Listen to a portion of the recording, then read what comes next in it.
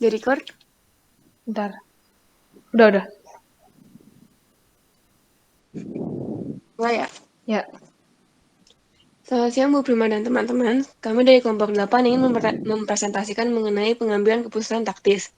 Pertama-tama izinkan kami untuk memperkenalkan diri terlebih dahulu. Nama saya Angela Vivian. Nama saya Tirza Nurtalia Tmojo. Nama saya Patricia Angelin. Dan nama saya Fira Mukti Paramita. Pertama, pengambilan keputusan taktis itu adalah pemilihan di antara berbagai alternatif dengan hasil yang langsung atau terbatas. Tujuan dari pengambilan keputusan taktis ini adalah memilih strategi alternatif sehingga keunggulan bersaing jangka panjang dapat tercapai. Pengambilan taktis ini hanya merupakan sebagian kecil dari keseluruhan strategi perusahaan dalam meraih keunggulan biaya. Jadi biasanya keputusan berskala kecil yang bermanfaat untuk jangka panjang. Nah, berikut ini merupakan 6 langkah proses pengambilan keputusan. Yang pertama ada kenali dan definisikan masalah. Yang kedua ada identifikasi setiap alternatif sebagai solusi yang layak atas masalah tersebut. Langkah ketiga ada identifikasi biaya dan manfaat yang berkaitan. Langkah keempat ada hitung total biaya dan manfaat yang relevan dari setiap alternatif. Yang kelima ada nilai faktor-faktor kualitatif. Dan yang keenam ada pilih alternatif yang menawarkan manfaat terbesar secara keseluruhan. Nah, berikut merupakan penjelasan dari langkah-langkah yang sebelumnya. Langkah pertama yang merupakan definisikan masalah itu merupakan mengenali dan mendefinisikan masalah yang spesifik. Langkah kedua, setelah didefinisikan masalah yang spesifik tersebut, masalah tersebut dibuat daftar dan dipertimbangkan beberapa solusi yang layak. Pada langkah ketiga, setelah mendapatkan solusi yang layak tersebut, biaya yang tidak relevan atau yang tidak terpilih dapat dieliminasi dari pertimbangan. Setelah itu, biaya yang setelah diketahui yang relevan, biaya tersebut dihitung totalnya. Langkah kelima, faktor-faktor kualitatif yang terdapat di biaya tersebut dapat mempengaruhi keputusannya manajer secara nyata. Faktor kualitatif itu merupakan faktor yang tidak dapat dihitung atau bukan angka. Dan langkah terakhir ada setelah semua biaya yang relevan dihitung, akuntan manajemen dapat membuat keputusannya. Nah, berikut merupakan penjelasan mengenai biaya relevan. Biaya relevan merupakan biaya masa depan yang berbeda pada setiap alternatif. Analisis biaya relevan ini menggunakan biaya masa lalu untuk mengestimasi biaya masa depan. Contoh biaya masa lalu yang tidak relevan adalah penyusutan. Penyusutan merupakan biaya tertanam yang tidak dapat dipengaruhi oleh biaya apapun di masa depan dan akan selalu sama pada setiap alternatif. Nah, yang ada lagi juga biaya masa depan yang tidak relevan. Contoh biaya masa depan yang tidak relevan adalah biaya sewa. Pembayaran sewa merupakan biaya masa depan karena harus dibayar selama setiap 5 tahun berikutnya. Tidak relevan karena alternatif apapun yang dipilih, pembayaran sewa harus dibayar dengan jumlah yang sama.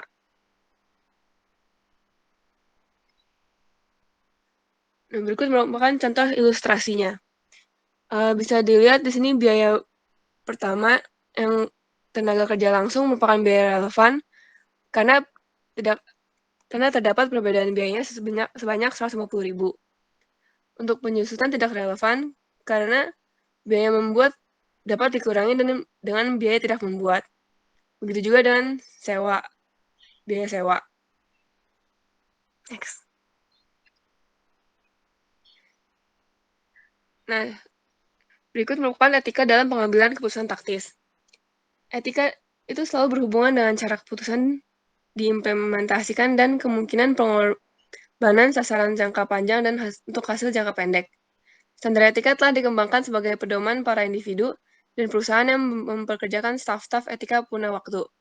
Yang dimaksud dengan staf etika purna waktu adalah menyediakan saluran khusus sehingga karyawan dapat menyampaikan keluhan dan bertanya tentang tindakan tertentu.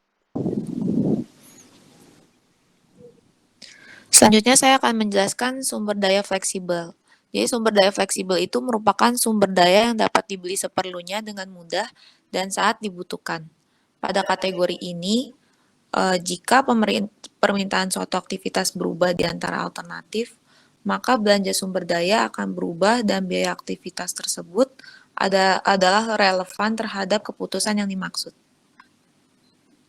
Selanjutnya ada sumber daya terikat. Jadi sumber daya terikat ini dibeli saat sebelum digunakan. Oleh karena itu, kemungkinan ada kapasitas yang tidak digunakan yang akan mempengaruhi keputusan taktis. Terdapat dua tipe sumber daya terikat, yaitu yang pertama, sumber daya terikat untuk jangka pendek. Kategori sumber daya ini sering menggambarkan pengeluaran sumber daya yang berkaitan dengan penggajian, organisasi, dan tenaga kerja yang dibayar per jam. Suatu perusahaan akan mempertahankan tingkat tenaga kerja meskipun mungkin terdapat penurunan sementara akan kuantitas dari aktivitas yang digunakan. Hal ini menyebabkan suatu aktivitas dapat memiliki kegiatan yang tidak terpakai. Lalu tipe yang kedua yaitu sumber daya terikat untuk beberapa periode. Pada sumber daya ini, biasanya sumber daya diperoleh di muka untuk kebutuhan produksi selama beberapa periode tertentu, sebelum tingkat kebutuhan sumber dayanya diketahui. Pembelian kapasitas aktivitas untuk beberapa periode sering dilakukan melalui pembayaran tunai di muka. Pengeluaran sumber daya di muka adalah biaya yang tetap, sehingga tidak akan pernah menjadi biaya relevan. Selanjutnya, aplikasi biaya relevan. Aplikasi ini mencakup keputusan untuk membuat atau membeli komponen, meneruskan atau menghentikan segmen, menerima pesanan khusus di bawah harga normal, dan memproses produk gabungan lebih jauh atau menjualnya pada titik pemisahan. Contoh aplikasi biaya relevan yang pertama itu keputusan membuat atau membeli. Jadi manajer itu seringkali dihadapkan untuk membuat keputusan membuat atau membeli komponen yang akan digunakan dalam produksi. Dalam membuat keputusan ini, manajemen harus mengevaluasi keputusan masa lalu yang berkaitan dengan produksi secara berkala. Lalu selanjutnya ada contoh analisis biaya dari masalah untuk membuat atau membeli. Jadi Swasey Manufacturing memproduksi komponen elektronik yang digunakan pada salah satu printernya. Dalam setahun, Swasey itu akan mengganti produksi untuk printer jenis lain dan komponen elektronik tersebut tidak akan digunakan. Namun pada tahun mendatang, Swasey itu harus memproduksi 10.000 komponen untuk mendukung kebutuhan produksi printer lama. Swasey telah dihubungi oleh pemasok potensial yang akan membuat komponen untuk Swasey dengan harga 4,57 per unit. Tawaran tersebut sangat menarik karena biaya manufaktur penuh per unit adalah $8,2. Pertanyaannya, apakah Swasey akan memproduksi atau membeli komponen tersebut? Di sini ditampilkan full absorption cost atau biaya penuh. Jadi baru-baru ini perusahaan itu membeli bahan yang cukup untuk memproduksi 5.000 komponen. Overhead variabel dibebankan pada komponen secara $0,4 per dolar tenaga kerja langsung. Overhead tetap umum untuk pabrik adalah $1 juta dan dibebankan pada produk berdasarkan luas ruang yang dapat digunakan oleh setiap produk. Fasilitas manufaktur untuk komponen menempati 6.000 dari 200.000 kaki persegi. Maka perhitungannya 6.000 dibagi 200.000 sama dengan 0,03, lalu 0,03 ini dikali dengan $1 juta, yaitu hasilnya $30.000. Maka $30.000 ini dari overhead tetap umum dialokasikan untuk komponen elektronik. Lalu selanjutnya ditampilkan biaya relevan untuk setiap alternatif. Analisis ini menunjukkan bahwa membuat komponen sendiri adalah $11.000 lebih murah daripada membeli. Jadi tawaran dari pemasok itu harus diambil. Analisis ini juga dapat dibandingkan berdasarkan biaya per unit, yaitu yang pertama membuat sendiri dengan menghitung $45.000 dibagi 10.000 unit, hasilnya $4,5. Lalu yang kedua itu membeli $56.000 dibagi dengan 10.000 unit, hasilnya $5,6. Lalu selanjutnya keputusan meneruskan atau menghentikan. Jadi seorang manajer itu harus menentukan apakah suatu segmen seperti lini produk itu harus dipertahankan atau dihapus. Laporan segmen yang disusun atas dasar perhitungan biaya variabel akan menyediakan informasi bagi pengambilan keputusan untuk meneruskan atau menghentikan. Contoh kasusnya yaitu Norton Material merupakan perusahaan yang memproduksi balok beton, bata, dan genteng. Lalu di bawah ini ada estimasi laporan laba rugi untuk tahun 2008. Dari estimasi laporan laba rugi tersebut, terlihat bahwa proyeksi kinerja lini genteng menunjukkan bahwa margin semen yang negatif. Hal ini menunjukkan bahwa kinerja ini genteng selama 3 tahun berturut-turut itu cukup buruk. Selanjutnya ada meneruskan atau menghentikan dengan berbagai pengaruh komplementer. Jadi dari keputusan yang sebelumnya dibuat, manajer pemasaran itu mengatakan bahwa dengan adanya penghapusan lini genteng akan menurunkan penjualan balok sebesar 10% dan batal 8%.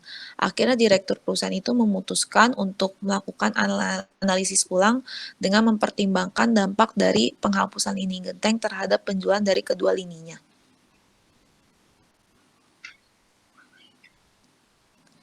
Lalu meneruskan atau menghentikan dengan berbagai pengaruh komplementer. Jadi dalam menanggapi memo, manajer pemasaran itu mengatakan bahwa penghapusan lini genteng akan menurunkan penjualan balok sebesar 10% dan batal 8%. Kemudian diputuskan untuk menggunakan total penjualan perusahaan dan total biaya setiap alternatif. Seperti sebelumnya, penyusutan dan biaya tetap umum dikeluarkan dan analisis karena dianggap tidak relevan. Penghapusan lini produk akan berpengaruh seperti tabel berikut.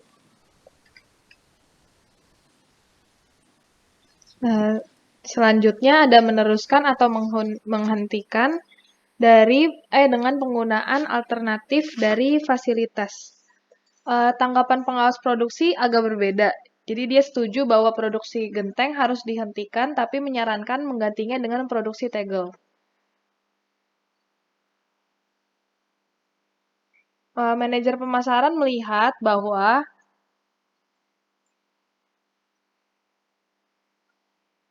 penjualan pasar tegel tidak setajam genteng, namun dua lini lainnya akan tetap kehilangan penjualan pada tingkat yang sama. Estimasi laporan keuangan untuk tegel itu ada di tabel seperti berikut. Sekarang si Tom Blackburn dihadapkan dengan alternatif ketiga, yaitu mengganti genteng dengan tegel. Kemudian ada keputusan pesanan khusus. Keputusan pesanan khusus atau special order decision berfokus pada pertanyaan apakah pesanan harga khusus harus diterima atau ditolak. Pesanan-pesanan seperti ini biasanya menarik, khususnya ketika perusahaan sedang beroperasi di bawah kapasitas produktif maksimumnya. Contohnya, perusahaan es krim berikut yang sedang beroperasi pada 80% dari kapasitas produktifnya.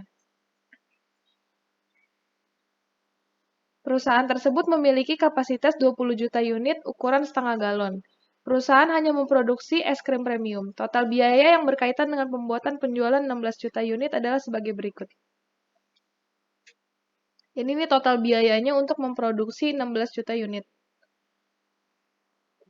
Setelah distributor es krim dari wilayah lainnya biasanya tidak dilayani oleh perusahaan, itu ingin membeli 2 juta unit seharga $1,55 per unit, asalkan distributor tersebut dapat memasang mereknya pada es krim tersebut. Distributor juga akan membayar biaya transportasi dan tidak ada komisi penjualan karena distributor berhubungan langsung dengan perusahaan. Nah, penawaran harga sebesar $1,55 itu berada di bawah harga jual normal yang sebesar $2. Harga tersebut juga di bawah si total biaya per unit. Nah, meskipun demikian, pesanan tersebut mungkin menguntungkan karena perusahaan memiliki kapasitas menganggur dan pesanan tersebut tidak akan mengganti unit-unit lain yang sedang diproduksi atau dijual dengan harga normal. Biaya tetap akan selalu muncul tanpa memperhatikan apakah pesanan diterima atau ditolak karena memang tetap. Jika pesanan tersebut diterima, manfaat sebesar $1,55 per unit akan direalisasikan.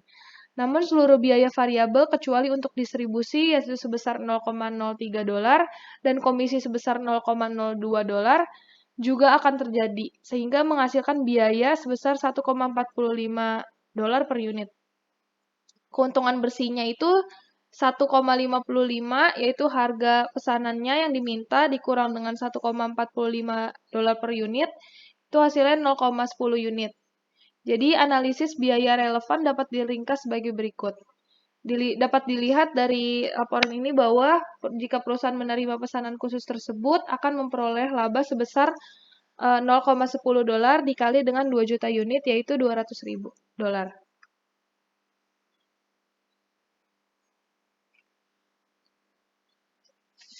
Kemudian ada keputusan menjual atau memproses lebih lanjut.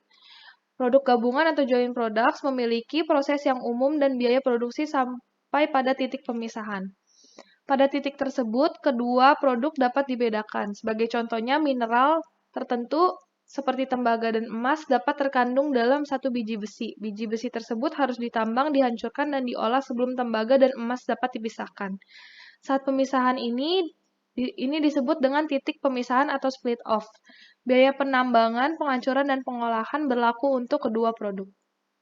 Kemudian sumber daya dengan banyak kendala. Sumber daya dengan satu kendala merupakan hal yang tidak realistis atau tidak mungkin terjadi. Semua organisasi akan menghadapi banyak kendala seperti keterbatasan bahan baku, keterbatasan input tenaga kerja, keterbatasan permintaan akan setiap produk, dan seterusnya. Solusi dari masalah bauran produk dengan banyak kendala jauh lebih sulit dan mensyaratkan penggunaan teknik matematika khusus yang dikenal sebagai pemrograman linier. Untuk penetapan harga, itu merupakan salah satu keputusan tersulit yang dihadapi oleh perusahaan karena bagian ini akan menjelaskan dampak biaya terhadap harga dan peran akuntan dalam pengumpulan informasi yang dibutuhkan. Kemudian ada penetapan harga berdasarkan biaya. Permintaan adalah salah satu sisi dari persamaan penetapan harga, sedangkan penawaran adalah sisi lainnya.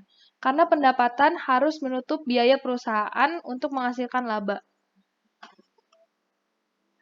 Banyak perusahaan menetapkan biaya dalam menentukan harga terlebih dahulu. Mereka menghitung biaya produk dan menambah laba yang diinginkan. Pendekatan ini tuh tidak berbelit-belit. Sebagian biaya biasanya merupakan biaya dasar dan biaya markup. Markup adalah persentase yang dibebankan pada biaya dasar, termasuk diantaranya laba yang diinginkan dan setiap biaya yang tidak termasuk dalam biaya dasar. Perusahaan yang produksinya bergantung pada penawaran secara rutin menetapkan harga penawarannya berdasarkan biaya.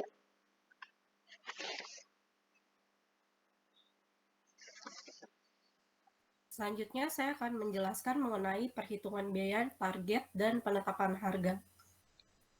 Perhitungan biaya target atau target costing adalah metode penentuan biaya produk atau jasa berdasarkan harga atau harga target yang bersedia dibayar oleh pelanggan. Hal tersebut dapat disebut sebagai perhitungan biaya berdasarkan harga atau price driven costing. Contohnya, PTA merupakan produsen kursi yang berencana membuat model kursi terbaru. Setelah melakukan perhitungan, PTA mematok harga kompetitif sebesar Rp1.900.000 per unit, dan laba yang diharapkan sebesar Rp1.000.000 per unitnya. Maka dapat ditentukan biaya target dari PTA yaitu Rp1.900.000 dikurangi Rp1.000.000 sama dengan Rp900.000 per unitnya. Jadi, biaya yang harus dikeluarkan oleh PTA untuk memproduksi 1 unit kursi adalah Rp900.000.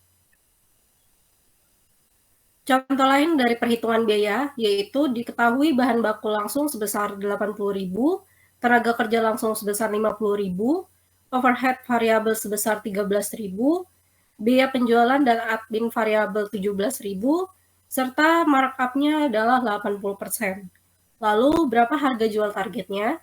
Pada tabel yang di sebelah kanan, terdapat keterangan seluruh bahan baku langsung, tenaga kerja langsung, biaya overhead variabel, serta biaya penjualan dan admin variabel ditambahkan dan didapatkan total biaya produksi sebesar Rp160.000. Kemudian akan dikalikan dengan markup sebesar 80%, didapatkan Rp128.000. Kemudian harga jual atau targetnya yaitu total biaya produksi ditambahkan dengan biaya markup didapatkan sebesar Rp288.000.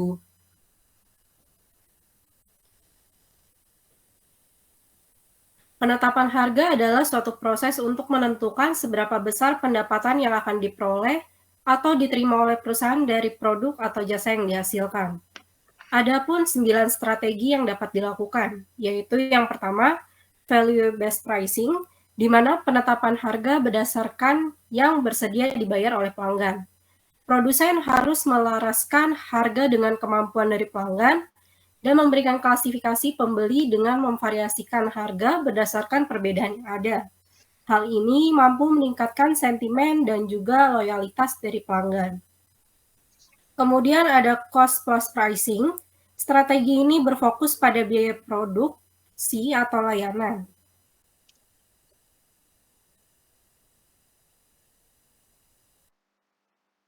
Strategi ini dikenal dengan penetapan harga markup karena strategi ini menandai produk berdasarkan profit yang ingin diterima.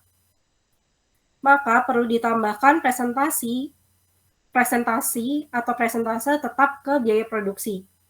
Kemudian ada skimming pricing.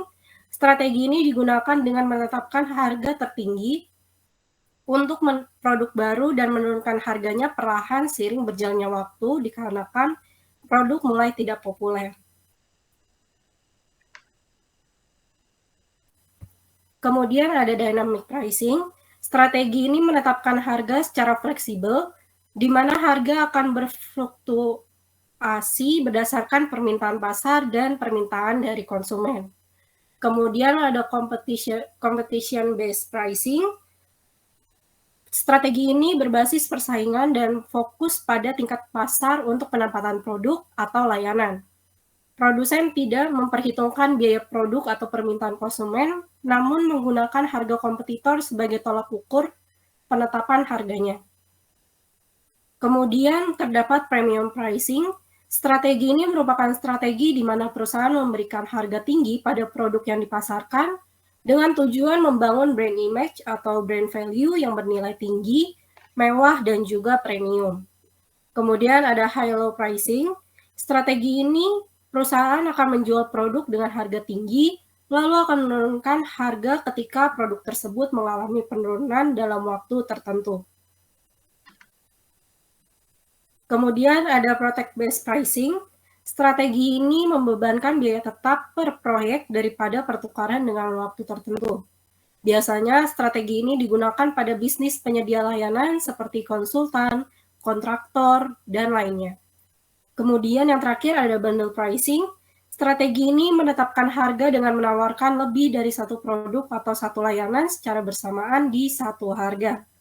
Produk atau layanan dapat dijual sebagai paket ataupun dijual sebagai individual. Kemudian metode penetapan harga, yang pertama metode harga pasar.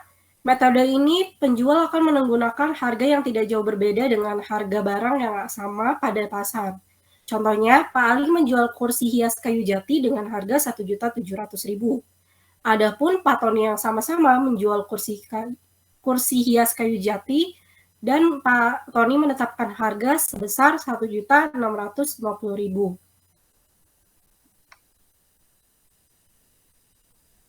Kemudian ada metode biaya plus.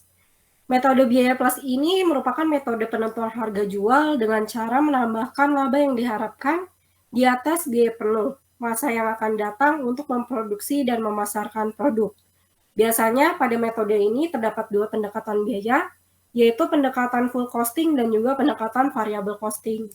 Namun pada contoh yang saya berikan ini menggunakan pendekatan full costing, di mana terdapat bahan baku langsung sebesar 400 juta, tenaga kerja langsung sebesar 550 juta, BOP variabel 150 juta, BOP tetap sebesar 200 juta, dan didapatkan biaya produksi sebesar 1.300.000.000 juta. Kemudian biaya pemasaran variabel 150 juta, biaya pemasaran tetap sebesar 100 juta, biaya administrasi dan umum sebesar 55 juta, dan didapatkan biaya operasional sebesar 305 juta. Dan apabila ditambahkan dengan biaya produksi didapatkan total sebanyak 1.605 juta rupiah. Lalu didapatkan biaya total yang ditetapkan sebesar 30%. Maka dari itu biaya total yang tadi sudah didapatkan akan dikalikan dengan 30% dan didapatkan 481.500.000. Kemudian untuk harga jual per unitnya dari biaya total dibagi dengan biaya total di 30%-nya. Didapatkan hasilnya yaitu Rp4.013 per unitnya. Kemudian biaya produksi ditetapkan sebesar 20%, di mana biaya produksi dijabarkan dan telah dihitung sebesar 1.300.000.000 dan dikalikan dengan 20% didapatkan 260 juta, sehingga harga jual per unitnya didapatkan 2.167 per unit. Kemudian ada metode margin kontribusi. Margin kontribusi adalah selisih antara harga jual dengan biaya variabel suatu produk. Misalkan produksi diketahui 100.000 unit dan peluang bertambahnya 20.000 unit. Didapatkan bahan baku 40 juta, tenaga kerja langsung 70 juta, BOP variabelnya 30 juta, biaya pemasaran variabelnya 20 juta. Sehingga didapatkan total biaya variabel sebesar 160 juta. Kemudian akan dicari penjualan totalnya, di mana total biaya variabel yaitu 160 juta, dan ditetapkan 25% dari penjual total biaya variabel yaitu 40 juta. Sehingga didapatkan harga jual atau per unitnya sebesar 2.667. Kemudian ada metode laba maksimal. Pada metode ini, penjual akan menetapkan harga dengan melihat harga yang dapat memberikan laba maksimal.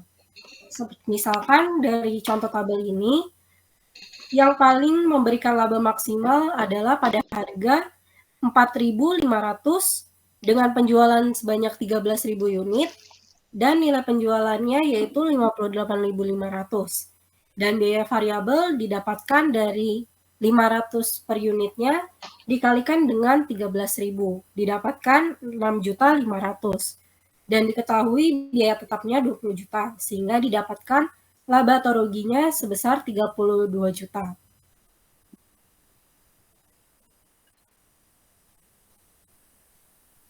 Kemudian ada metode tingkat pengembalian atas modal.